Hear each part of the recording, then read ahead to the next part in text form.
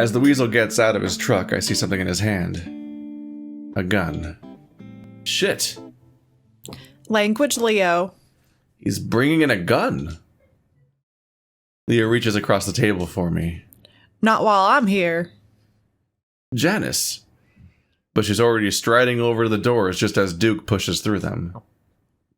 Chase, get down. But Duke spots us immediately. I told you not to fucking run away from me.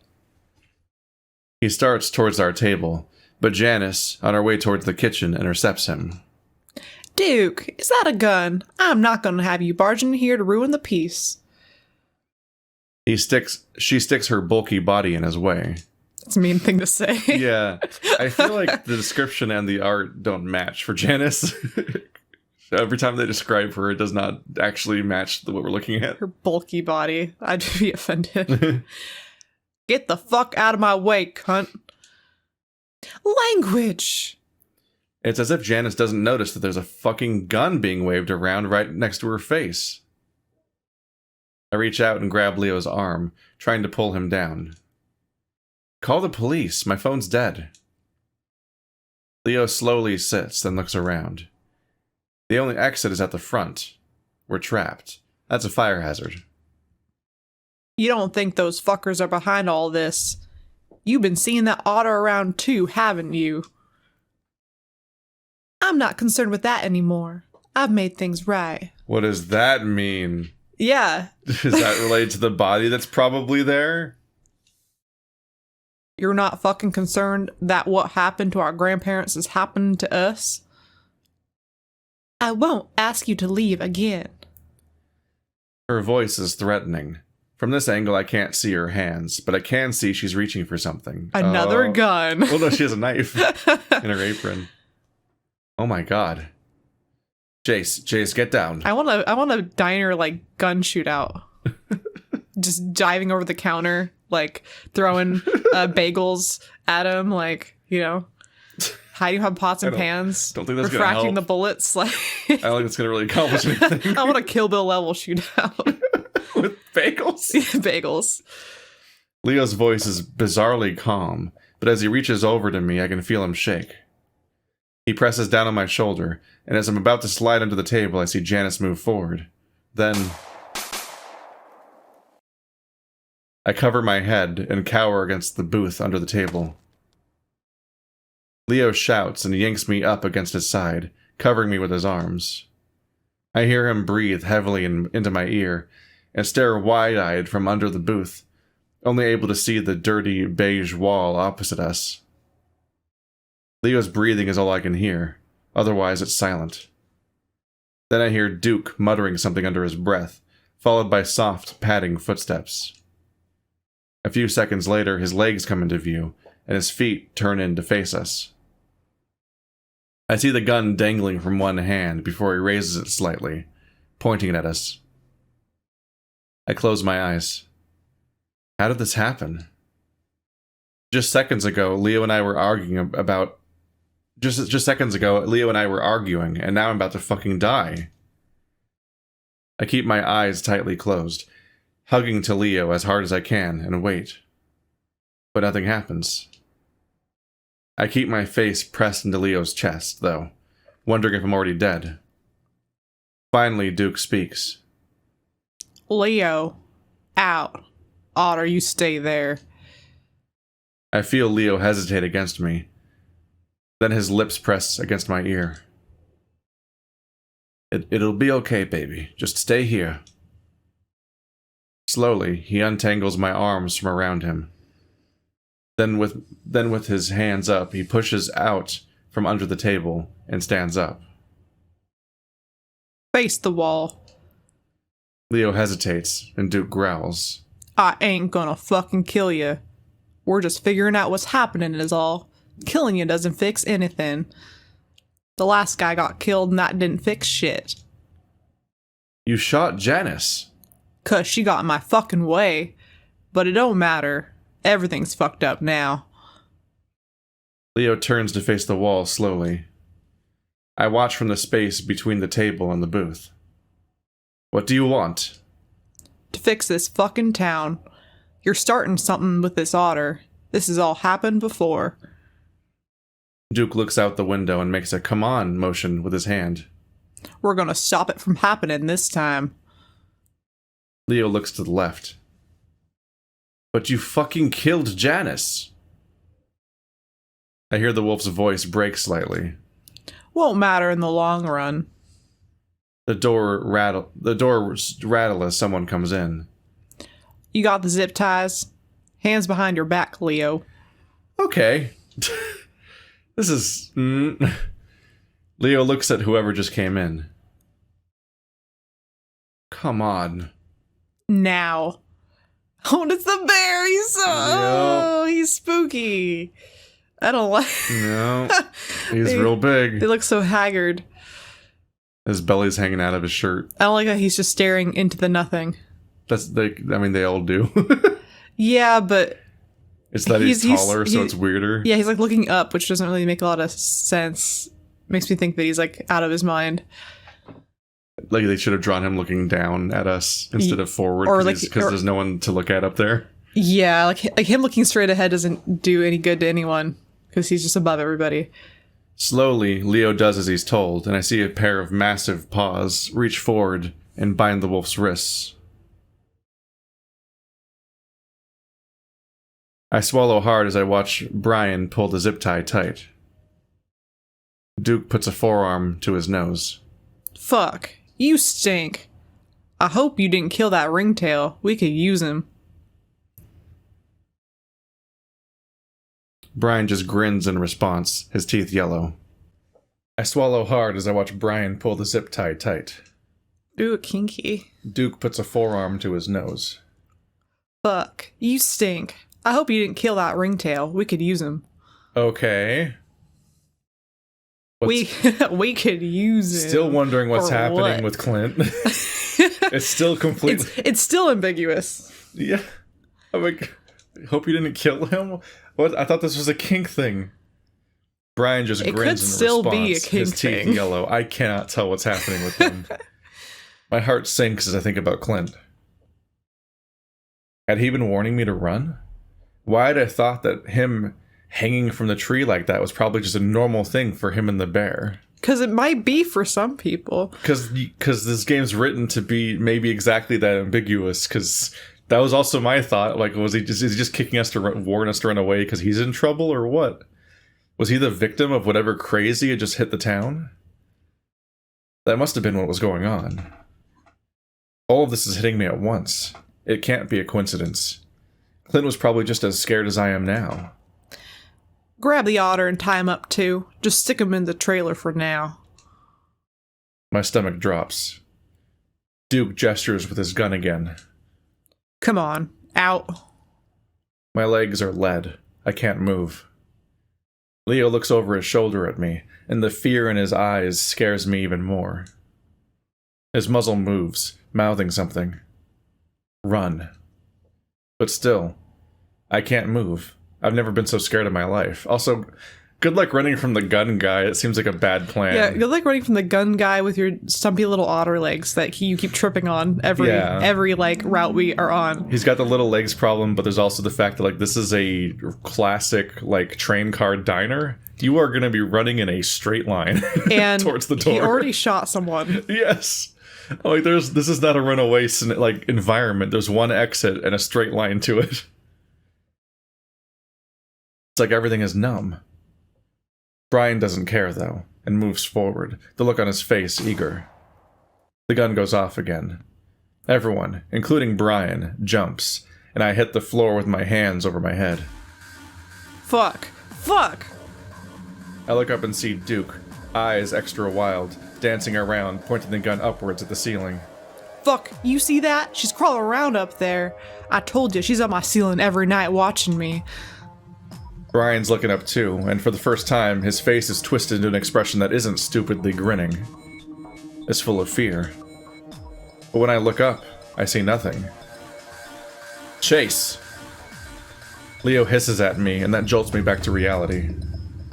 Without even willing himself to do it, without even willing myself to do it, I shoot out from under the table.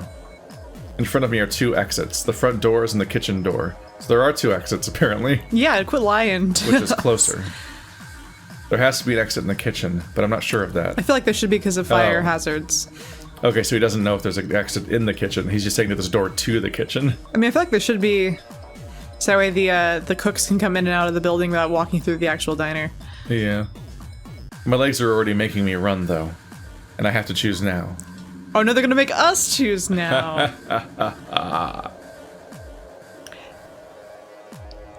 Fine, Chase. Chase just passes the buck on to us every time he needs to make a decision. He's just some indecisive fuck. We're over here having to bolster and shoulder all the responsibility. The saves are getting confusing. Okay, I think the kitchen... but what if there isn't a door back there? I feel like the kitchen... I think you're right about the front doors being a mistake. You think that there is a back door? I feel like there really would be in a normal diner. There would be a back exit. It's where they get their deliveries. It's where they take a smoke break. They don't walk through the front doors every time they do this. It's like how a restaurant works. But the game might not follow this logic. Like, at the same time, I just played another horror game, and so I'm conditioned to think that he's gonna run for the back door, and they're gonna end up locking him in the freezer. Well, maybe we should pick the one that we think we're gonna die from. Yay! So that way we can... I have no idea how long Duke will be distracted, so I dive behind the counter for my closest exit. Don't look back, Chase. Go as fast as you can. Shit, he's getting away. Brian.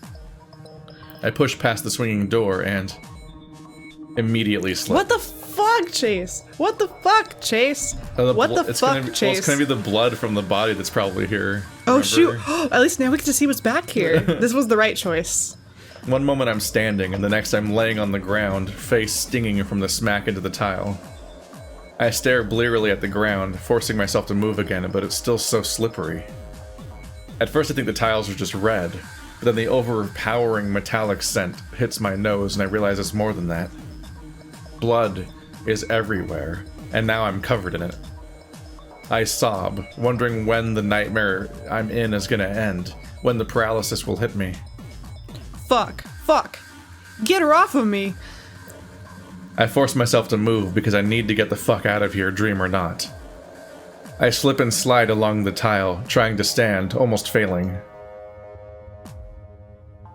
I manage to grab the metal counter and yank myself up. And then I'm standing over the counter, and over what's on top of it. A pile of meat.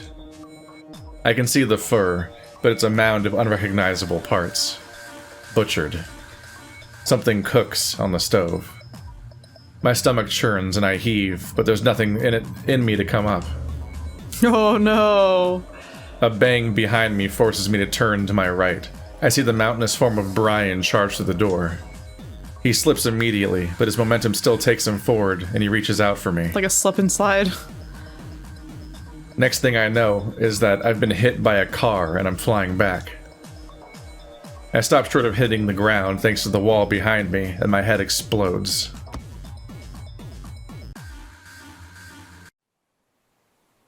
The darkness that surrounds me is painful. I feel like I'm floating in a black sea, and nothing about it is comforting or peaceful. It's like a fitful doze when you have a really bad fever. It feels awful and murky and sick. I feel my head tilt back, and a lightning bolt arcs through my head. I try to open my eyes, but only manage to flutter, and I see flashes of red above me. Something is hooked under my back, and I'm dangling from it. Oh no. I imagine a rope tied around me, holding me above the dark abyss below. Is this hell? I grit my teeth as the searing red becomes too much to look at, and I close my eyes again. This must be a nightmare, one that feels too real. I've had them before, and I know how to deal with them. I just need to go back to sleep, to drift off, and I'll wake up back in my bed. Go back to sleep, and wake up back in my dorm. Wait. An echo? I try to think, try to prod back into my memories. Where was I last? What was the last thing that I remember doing? Trying to remember is monumental, more than I can handle, and fortunately, I drift back into unconsciousness. Sounds like the ocean, doesn't it? That's why I think we're dying. I'm pulled back into this. We're Death Stranding. Yeah, that honestly, kinda, yeah. I'm pulled back into the sickly dark as something jolts my body. I grimace and gasp. I'm filled with such a feeling of unprovoked loneliness and despair that I actually feel my eyes watering and a sob escapes my mouth. I hear a soft chuckle above me and I go quiet. I still don't know where I am or what's going on at all, but that laugh is enough to tell me that I don't want to be where I am. The feeling of hanging from a rope is gone now. Instead, I'm lying on something flat and hard, and my arms and legs are spread out. Maybe the ocean sound is just like the white noise of our brain. Maybe. The memories of the lake that we always go to. The air is cool now, and my skin is cold and wet, like I've been sweating a lot. The feeling is especially strong along my back, and I want to roll over, but I can't. Something's holding my arms down, and there's a rattling sound when I try to move. It's not good. That's chains. I moan and try to open my eyes again, though it's almost like they're glued shut. With little more effort, I manage to crack one open. At first, all I see is a blur of colors above me, and I have to blink a few times to clear it. Slowly, the image comes together, and I'm able to make out that someone is there above me.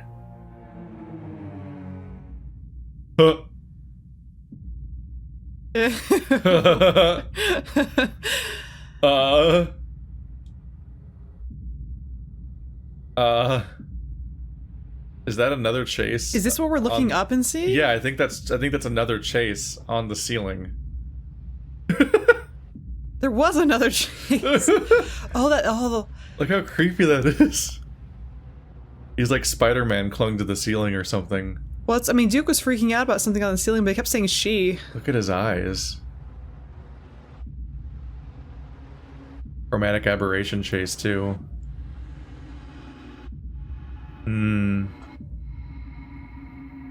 This would be quite a thing to wake up to.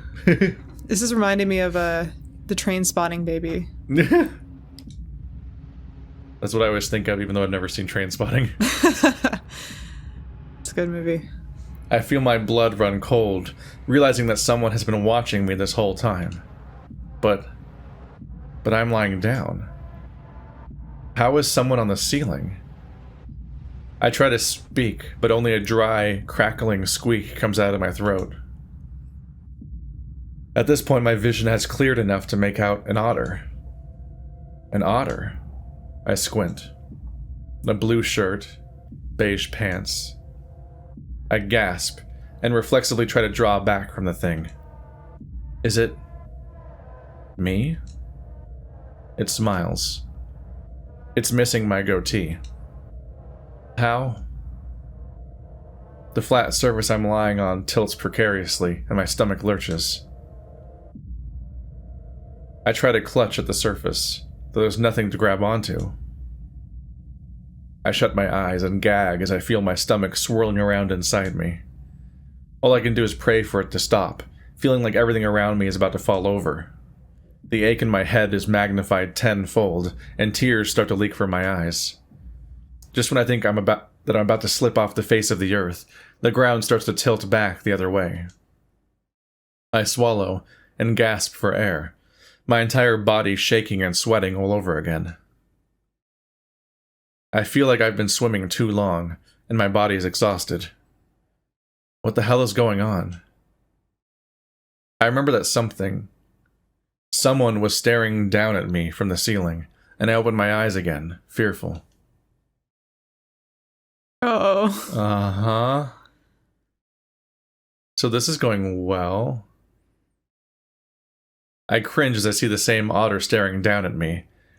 The otter that's clearly wearing the same clothes as I am, but now it's not smiling.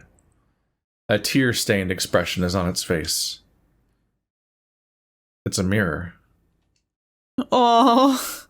Wait, why is it missing his goatee then? That doesn't make any sense. Well, I mean, a lot of that stuff didn't match up with what we're looking at right now. That is true. It's like, I don't... That could have been a sleep paralysis demon. Yeah. Which I hear can be on ceilings sometimes, or usually are hovering over you in some way as like a thing. I mean, I feel like that's only in terms of like when trying to personify a thing that doesn't have a form, like in paintings, or like it's like metaphorically it could be this, but I haven't heard of people seeing it. But no, he's fucked, and he's definitely trapped, and he's imagining himself. Everything's going well. A mirror on the ceiling? I try to sit up, but come up short, gagging as something tightens around my neck. I try to move my hands to whatever it is, and that doesn't work either. That same rattling sound I heard earlier makes me look towards my right hand and see what makes my blood freeze. Around my wrist is what looks like a leather strap. I desperately look at the other hand to find the same result. Looking at my feet, I see the same contraptions fixed to my ankles. When I try to lift one of my feet, I see metal glinting from underneath, making me think that the leather's bolted onto the platform. Panic rises up in my chest, and I kick my feet and try to flail my hands, but the straps hold firm into what looks like wooden planks, which is the platform I'm laying on. They're arranged in a way to leave me spread eagle. Over the leather, I can smell all kinds of musk, though the strongest one reminds me of Clint. I was gonna say, like, isn't this? I was gonna say this seems like a kink thing with a ceiling mirror and everything, and like a bunch of leather straps. And I was like, okay, what have they been doing here? Well, I'm like I said, it's still ambiguous. To me. It's really hard to distinguish. It's still a toss-up. I can't tell if this is just like a really fucked up torture scene that has like sadomasochistic elements kind of weaved into it, or if, I don't know, what was the pile of meat? We never got closure on that. I mean, that was a person. What is their intent in this? Because I'm trying to remember. We've never established there being animals around, right? Well, I brought this up earlier because I was talking about the diner and them eating and like what they eat. Because, I mean, I'm assuming they eat Salisbury steak when they had that TV dinner. And I'm assuming they mean cow. Does that mean that they just, like, kept cows down enough to be farm animals while everyone else evolved to be anthropomorphic? I do not know. My head throbs. Tears start to form in my eyes again as I try to think back. Where the fuck am I? Is this a prank of some kind? Maybe my friends at the dorm trying to scare me? Had I been drinking at a party? I don't think this is usually how it ends up. No. Like, hopefully not. No, wait. I'm in Echo. That's the last place I remember being. I'm here for a project, and I'd been with my old friends. I was with Leo, and I'd been at the diner. Suddenly, all the horrible things that had happened that day come rushing back. Janice, Clint, Brian, the gun. Oh my god. Had that really happened? I struggle a bit more, then try to think. I had run to Leo's house. Leo. I don't know what happened to him. I left him with Duke. And then Brian. He'd been chasing me and tried to break in. That's not what happened. Yeah, tried to break in. Like, what does he mean by that? Yeah. Are they accidentally hinting at what happens if you go out the other door? Do you run to Leo's house and get caught by Brian and they like didn't branch the text correctly? That does seem confusing. Does that mean... Are we in Leo's house? I don't know. Probably not, because there's a bunch of... Were we conflating the diner? It says we ran to Leo's house. Well, he wouldn't say something like that doesn't match if that's what he thought happened. Like, we already experienced what he thought happened. Like, we know from Carl's route that the real world can be different from what you're imagining is happening, but yeah, he didn't experience a split of any kind. So he wouldn't say, what I'm saying is I think that if you choose the front door, he runs for Leo's house and he gets caught by Brian there. Oh. And they fucked up the branch of the Oh, text. I see. That probably is more likely. I think they're just accidentally referencing the other path. I think you might get caught no matter what. But we got to see the body, kind of. The thing that kind of threw me off was when Brian tackled him. He's like, all I remember is getting hit by a car. And I know that that was a metaphor. I'm sure it was a metaphor, but if they said like, then it would be a simile. Oh, yes. I just thought for a second, I thought maybe, because you know the whole like the reality versus the hallucination. I thought maybe he had actually just ran out and got hit by a car in a literal way. But obviously not. I start to breathe heavy again as I realize where I might be. Brian got me when I was trying to run and hide. He's just fucking attacked me. I look around. I'm in a small room, what looks like a living room of some kind. This is a great picture of a living room I would not want to wake up in. Yeah. This is exactly accurate. And this looks like a tweaker's house. This looks about right. I just pick things up. I've known people who've lived like this, and I don't understand it. But to each their own. People got their own things going on. I get it, but I can't do it. There's a couch to my right, and a wall with a clock on it to my left, ticking away. There's a window too, and along with the ticking, the wind blowing outside is the only other sound that I can hear. Looking down towards my legs, I can see what looks like a tiny kitchen and some cupboards and a countertop. Dishes and junk are piled high along the length of the counter, and it smells like cigarette smoke. Judging by the layout and size of the place, it looks like I'm in a trailer home. A small moan of terror escapes my lips. I'm in Brian's house. Welcome back, Stephanie. We had an interruption for more weeks, so we briefly recorded 1 hour 2 weeks ago, but aside from that, we haven't recorded for like 5 weeks.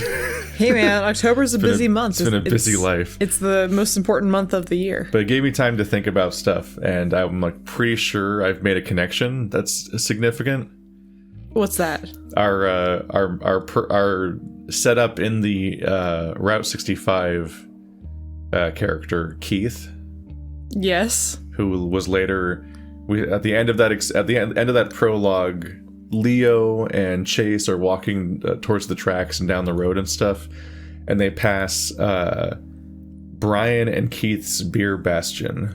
Oh yeah. So when she says that, when the driver said that Keith had poor taste in people or couples or whatever the fuck term she used, it was Brian, the bear. Do you think that was he fucking Brian the bear? I think. I mean, he was involved with Brian in one way or another. Who Brian is the person that has Clint whipped and hung or something. I don't remember if they was actually explicitly whipped, but that's just what I drew from that. Yeah, well, he had a switch. Oh, he did. Yeah. Yeah, but they weren't. It's something we're still debating is what the intent of that was. If it was tortuous or if it was sexy time. Yeah. We haven't figured out what that actually meant yet. Chase was just uncomfortable enough that he fled the premises. But here we are in Brian's house. I'm sure it'll be illuminating, but not because of the lighting. I mean, I think that the mom, or her saying that she's disappointed in Keith for having friends with poor taste is already justified by the way Brian's house looks. I'm in Brian's house. I remember Cood telling me that he lived in one. I once heard from my friend that you live in a house. Keith, I heard that you live in a house. How do you know? I just a hunch, you know. I'm the wall cryptid. I've just been in the walls this entire time. Oh, well, that would make every interaction we've had very, very confusing. Tears start leaking out of my eyes again, even though the crying is making my head throb all over again. All I can think about is what he was doing to Clint. No, I have to calm down. I don't want to attract any attention if he's actually nearby. After what happened in the diner, the cops have to be on their way, if they aren't already here. People eat in the diner all the time. Someone, one of my friends probably, would find it and call someone. I just have to wait until they find me. Like TJ who was running away from something. Yeah. Which we didn't check up on at all. We just we looked once and then looked away and then never looked back.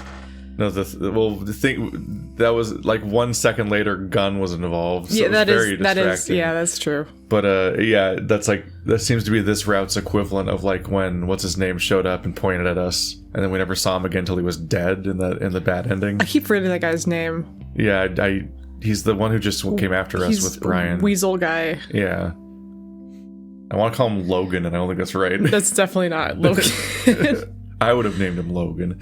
You saying Logan's a redneck name? He just looks like a Logan. I didn't say it's a redneck name. You did that. You looked at him and said he was a Logan. That's an insult to Logans everywhere. If your name's Logan, Stephanie hates you. Hey man, I've loved some Logans. I love me some Logans. I'm gonna build me a Logan cabin. This is not the tone of the scene. Yeah, sorry everyone. God damn it. I swallow again, feeling my body break out in a cold sweat all over again. What is going on? They wanted something from us. I remember that, at least. But what? Duke. Not Logan. Duke had been saying something about seeing things and that we might be responsible. I squeeze my eyes shut and shake my head, but then immediately stop when my head throbs from the movement. None of this makes any sense at all. Am I still dreaming? At that moment, I hear a soft mumbling in the distance from the thin walls of the trailer.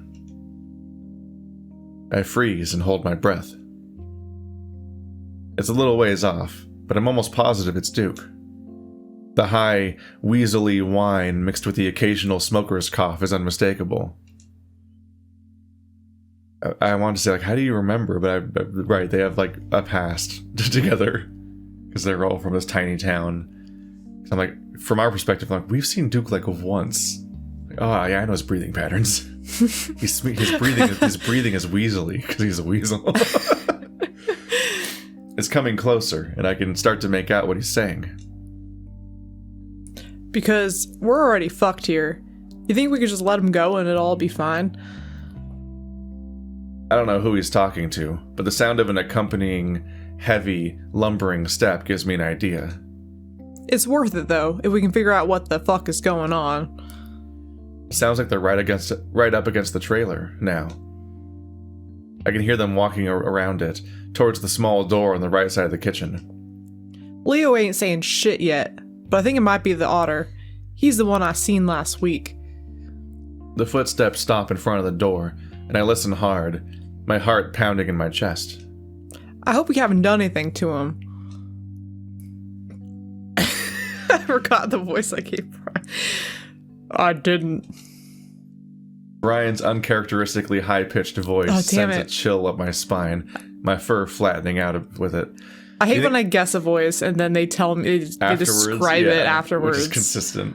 I didn't. They did say it before, too, though. I wonder if he sounds like Winnie the Pooh. Oh, bother. I didn't. Winnie the Pooh doesn't sound like that. I don't practiced. God damn it, Bobby. God damn it. I just voice him like that. I didn't. I didn't. It's okay, Dad. You bet your ass you haven't. If you do any of your fucked up shit to him. I stopped breathing, staring at my terrified expression in the mirror. What I'm saying is we still got a chance to get out of this. What we've done is bad enough, but if we can get him to understand... They stop talking, and that's when I can hear Brian's heavy, labored breathing. I'm not breathing at all, worried that they'll be able to hear it, even though they already know I'm here. I let it out with a gasp as the door suddenly swings open, and Duke comes up the steps, looking around before spotting me. Brian, you're a one sick fuck. I tense up as a massive shadow appears behind him, and it feels like the entire trailer tips a bit as Brian makes his way up the same steps.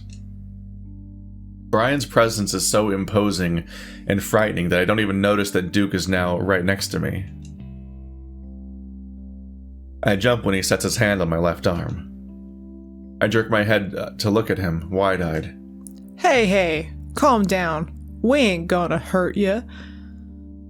Brian chuckles and Duke shoots him a look.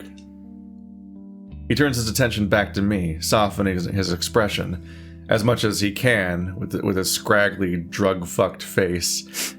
He doesn't even look that bad compared to Clint. Like, he's got a few missing fur spots that aren't even on his face. I just thought he was old. I mean, his eyes are pretty rough. He's got a scar. I mean, yeah, I thought he was old. Maybe he's actually, 27. You know what I mean? He's only 4 years older than us. We just need to get some information from you. I open my mouth to speak, but all that comes out is a dry squeak. Brian chuckles again and makes his way to stand to my right. I imagine him chuckling like...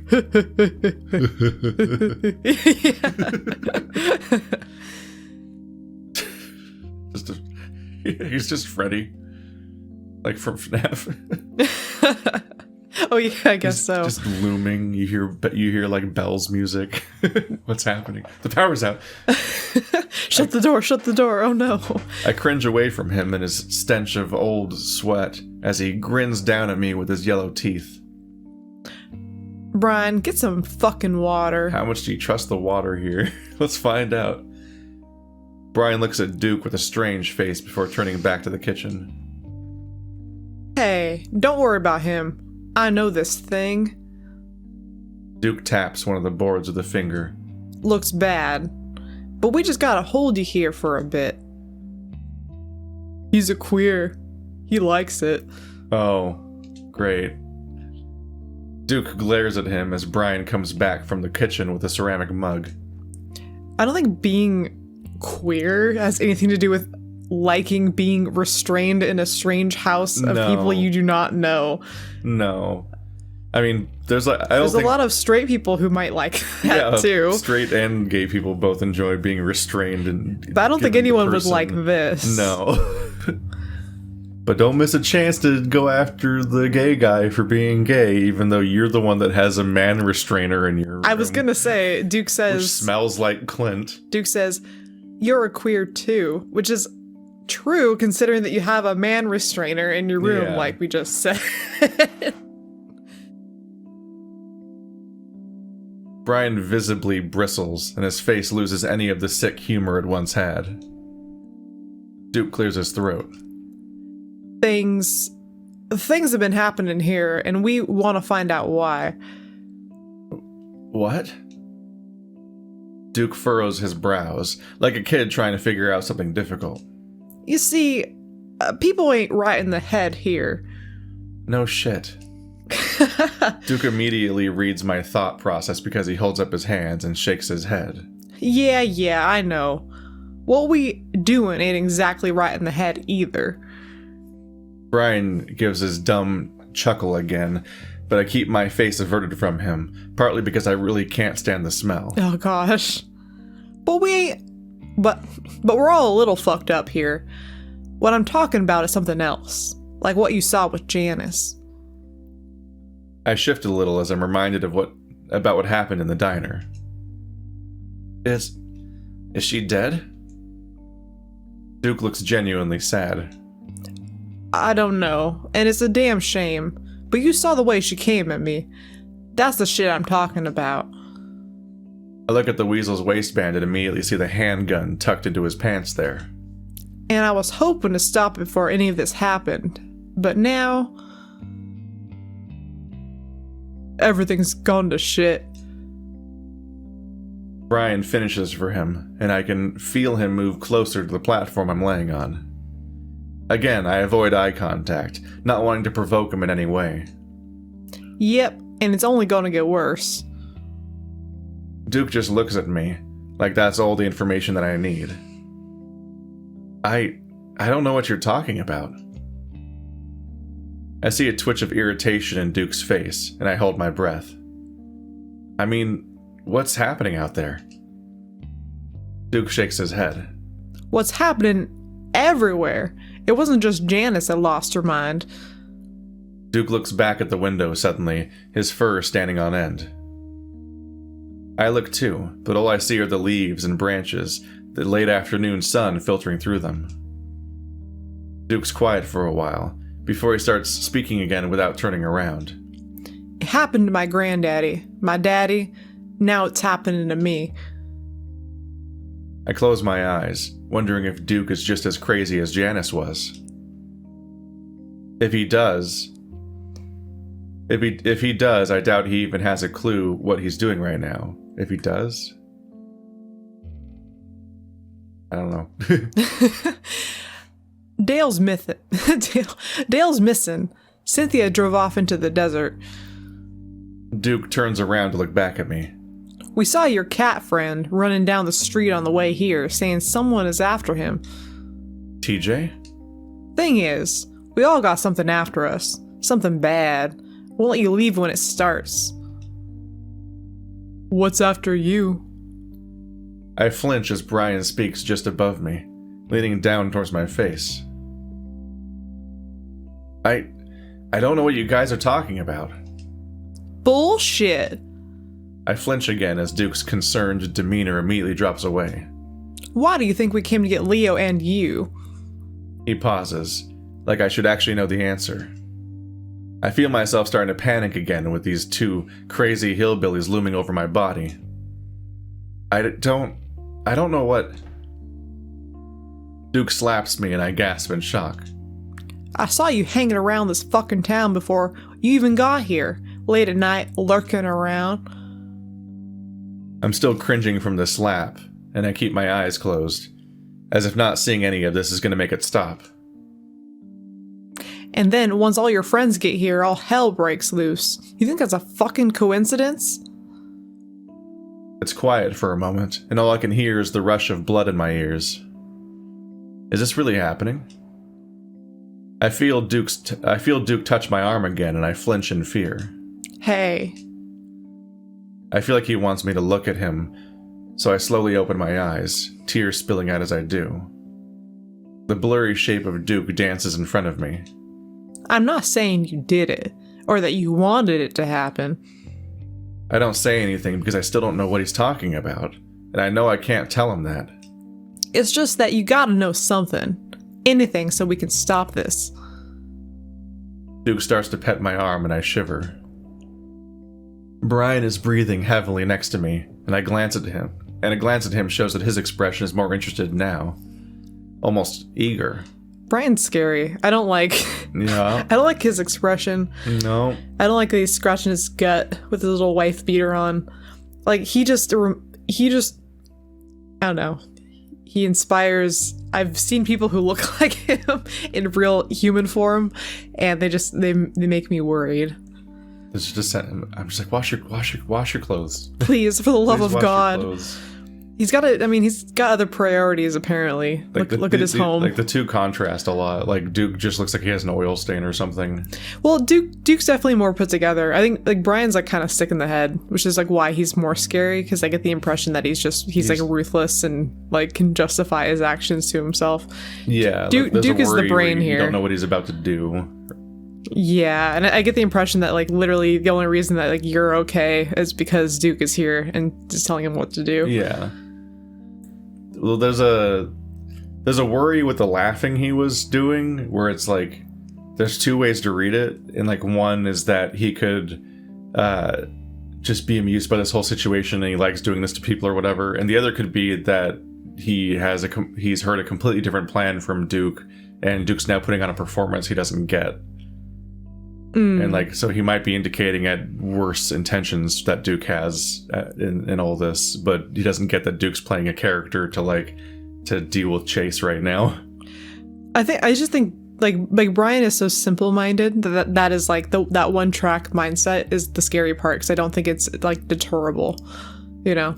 I think he just wants to fuck around with you, like how a bear would mess with, like if you play dead, like in The Revenant or something, and the bear comes up and just tosses your body around for fun. I think that's like what he wants to do with you, but in more of a kinky way, and that's not what we consent to. Duke still hasn't answered my question. It makes no sense that they'd go so far as to kidnap us. Why? Why didn't you just ask us? Why all this? I lift my hands weakly, making the platform rattle. Duke's face darkens. Because I've been asking Leo all week what the fuck you guys are doing, and he wouldn't say shit. Duke stops petting my arm and scratches behind his head. And, someone told me that you would know. I stare at him. What? Who? Someone I know, and it makes sense. Something bad happens, and if you don't fix it, it won't stop coming after you. I shut my eyes and almost sob. Says, they know, and I thought it had to be Leo, or you considering what we've been seeing these past few weeks. Duke pauses. Or maybe one of your other friends? My mind briefly flashes to TJ. I don't know what you're talking about. I wait for another slap, but it doesn't come. I open my eyes again, and Duke is looking back out the window.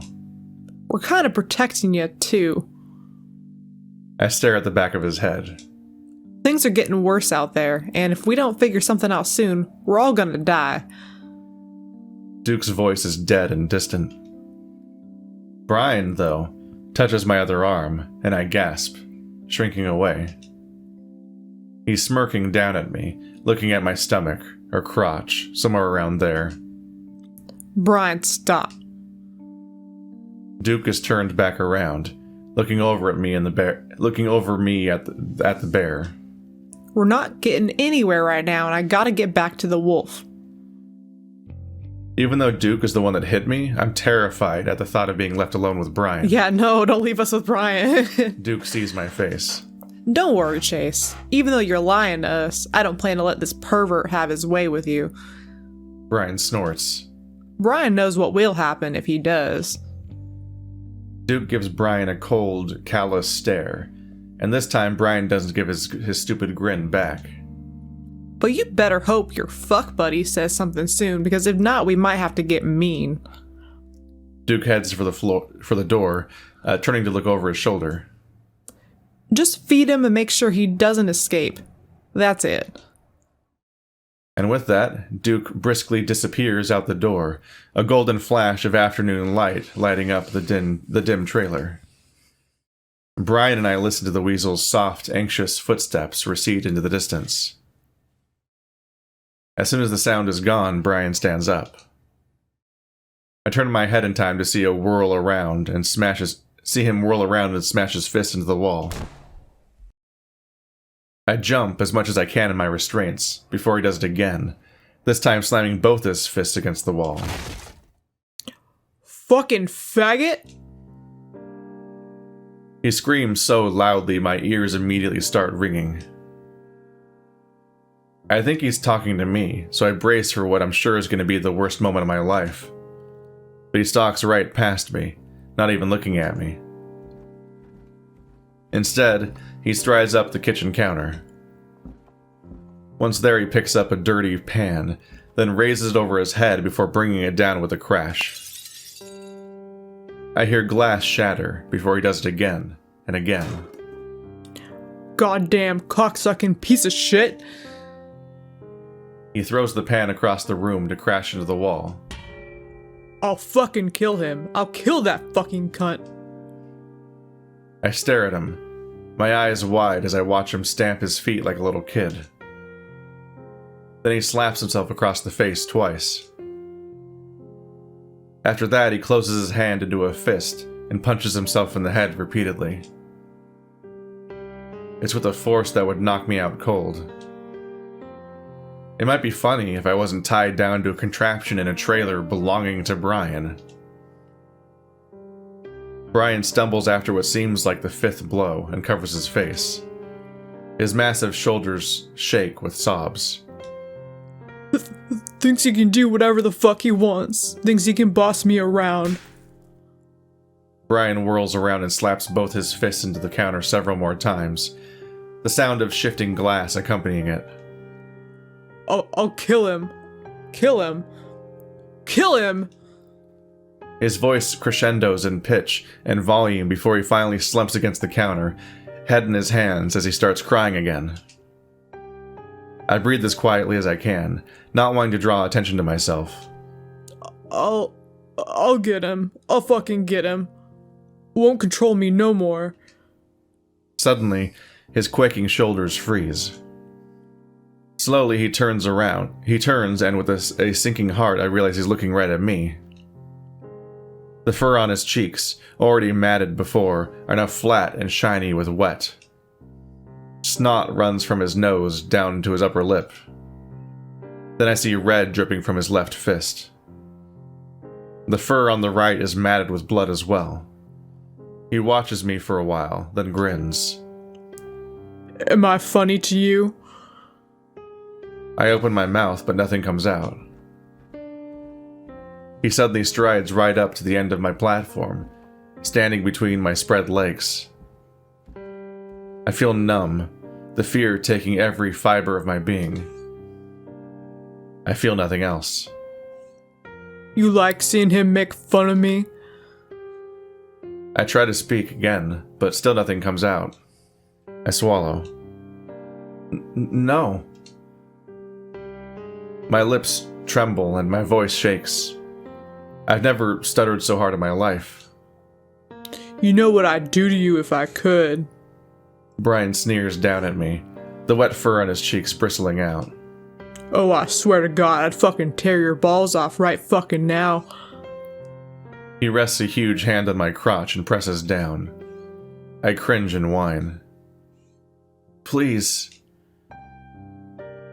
Brian's grin only gets bigger as he rubs his crotch with his other hand and he watches me wince.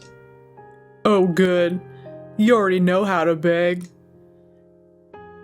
He leans forward towards my face, moving his hand to clamp over my mouth. And then I'd hang you for hours. I stare at him, breathing hard through my nose, tears leaking down the sides of my face. His hand slides down from my mouth to my neck and starts to squeeze. Then I'd give you a little stool to stand on when you start to go out. Then I kick it away again. I gasp and gag, both from the squeezing and from his reeking breath. He stares hard at me, and I can feel his crotch grinding up against mine. He's hard. Then he blinks and slowly pulls back. He watches me gasp and sob for a while before reaching down again. I try to turn my head away, letting out a moan of terror. But he doesn't grab my neck again. Instead, he prods and teases the fur, checking the skin on my neck. Better not bruise. If that fucking cocksucker saw that.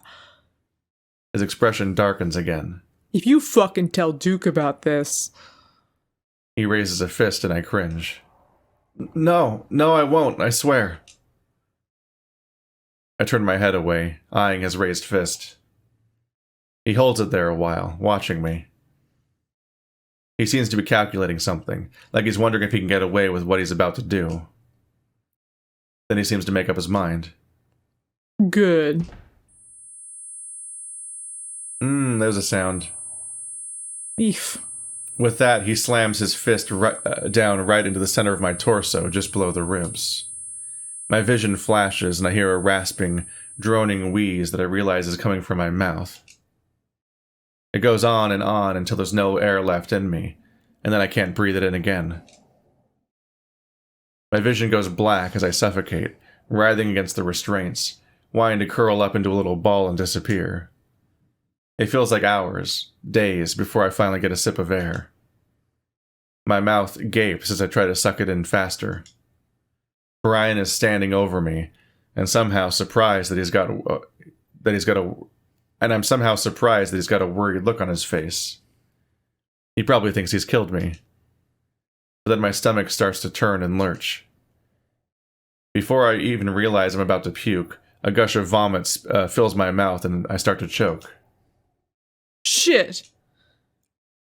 Brian hurries to my side, and as I'm giving a second heave, mixed with a gag, he tips the platform over sideways. His huge paw pushes my face to the side to look at the ground, and I watch as it all spills to the ugly shag carpet.